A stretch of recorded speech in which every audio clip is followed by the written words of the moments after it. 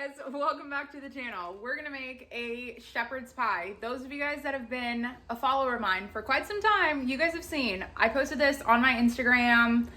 It had to be like January or something, so it's been a really long time. I posted the recipe there, but you guys would have to scroll forever on my feed to find it. So I'm making a video for you guys, and I feel like it's better now because I've made it a couple times.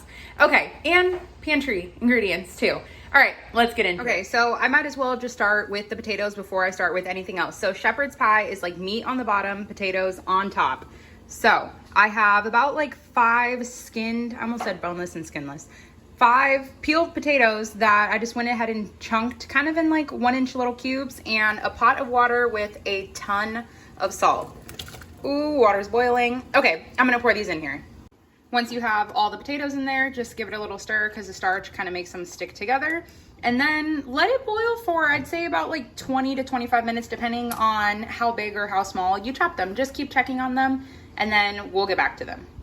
For the meat mixture for our shepherd's pie, I'm gonna use ground beef. So the difference between like a shepherd's pie and a cottage pie, one's made with lamb and the other one is made with beef, but I tell you what, people really cannot tell the difference. So I have a pound of 80/20, whether you have like the roll like this or a little flat, they're both exactly the same.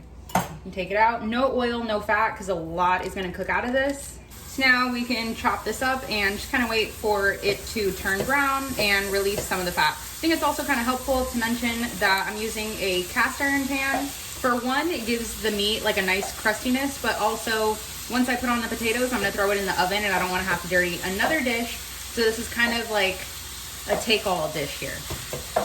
So after about like 6-7 minutes, this is exactly what we're looking for. You have like some little caramelized pieces, but other than that, it is perfectly cooked. You don't wanna take it a little too over because you have to throw it in the oven again. So you don't wanna overcook everything. I'm just gonna drain some of the fat. I'm gonna leave the fat in the pan. That's gonna work with our roux.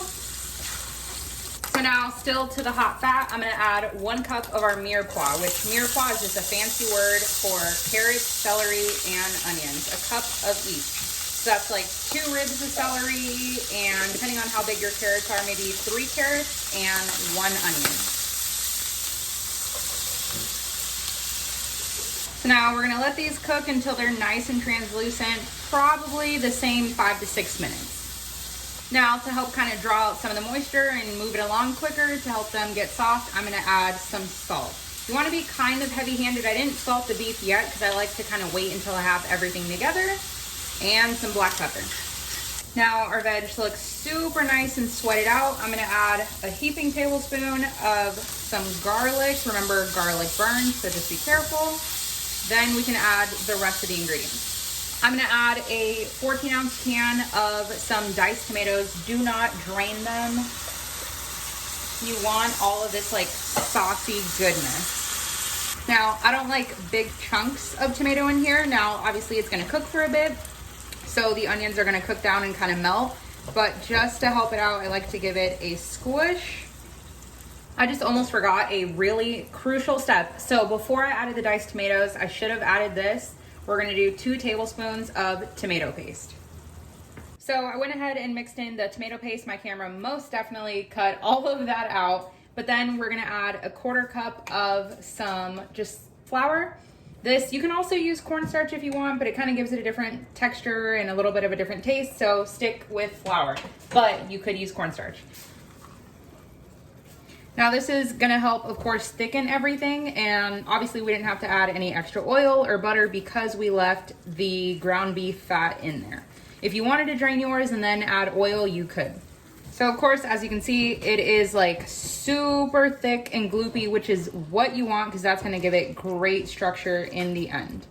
Now to this, I'm gonna add a can of some corn. I went ahead and drained it. Then we can fold this in 2. I feel like I might have used a different pan the last time I made this because some reason it doesn't look like this is all gonna fit. And if it does, it's really gonna be going over the edges, but it'll work. Then once I have this, I like to add a little bit of thyme. I have some ground and just like some little bit of flakes. We're gonna do about a teaspoon. Then we can add back in our ground beef. And if you wanted to use like turkey or chicken, you could. It's of course just gonna give you a really different flavor, but use what you have. Or if you wanted to do mushrooms instead of beef, go for it. Okay, yeah, I literally, How many times can I say literally? There has to be a bigger pan that I use. Oh my God. So now to this, I have just a little bit of bouillon mixed with some water, 1.5 cups. You could use chicken broth too. I like to give you guys options because I don't want you guys to watch this video and say, oh my God, I don't have that one ingredient, can't make it. Trust me, I'm telling you, use what you have. Okay, we're probably gonna have to switch pans here. This is getting ridiculous.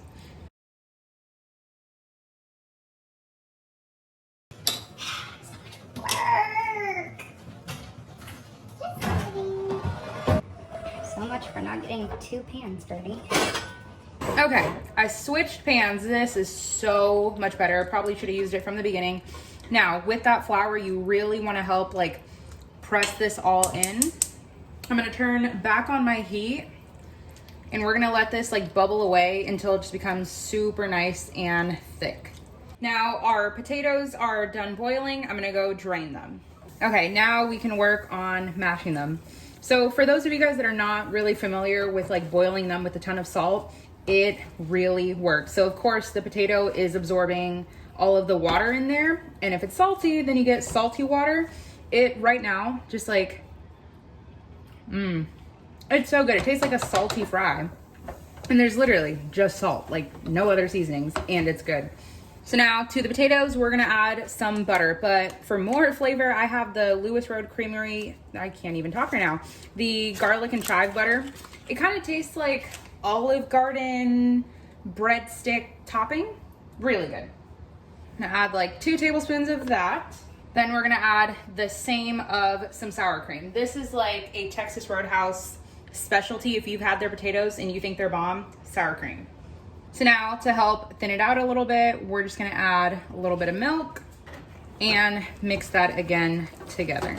The butter, of course, is gonna melt and help with like the smoothness and the flavor, and the sour cream is gonna do the exact same thing. I'm gonna take the spatula so I can go around all the sides, get the pockets of like melted butter.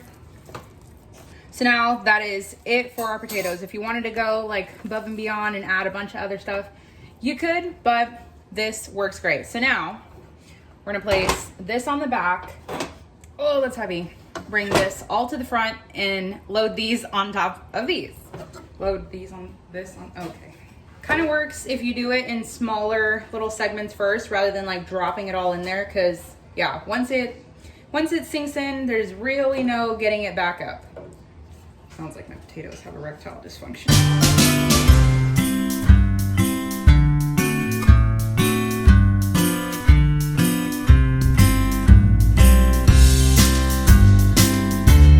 So once you have the potatoes spread over, just to make it look pretty, I want to sprinkle a little bit of parsley. I guess it gives it a little bit of flavor. I think dried parsley has almost like little to no flavor, but it's on you. Okay, that looks pretty good. Kind of looks like black pepper from here, but like from my view, looks great. Now, I have my oven preheated to 400 and we're gonna toss this in. If you wanted to just stop here and serve it like this, you could, but it is gonna be a little bit soupier and kind of hard, but it works, just eat it in a bowl. Or you could serve them separately if you don't feel like going through all the work of throwing it in the oven.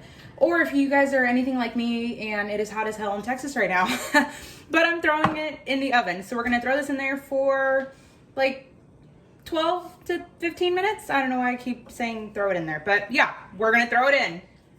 It's been 15 minutes and we got a little bit of boil overage, but that's fine. So, okay, the top built like a nice little kind of crispy, crunchity layer. You could top with cheese. I don't know, cheese just, it's my thing, but then again, it's not.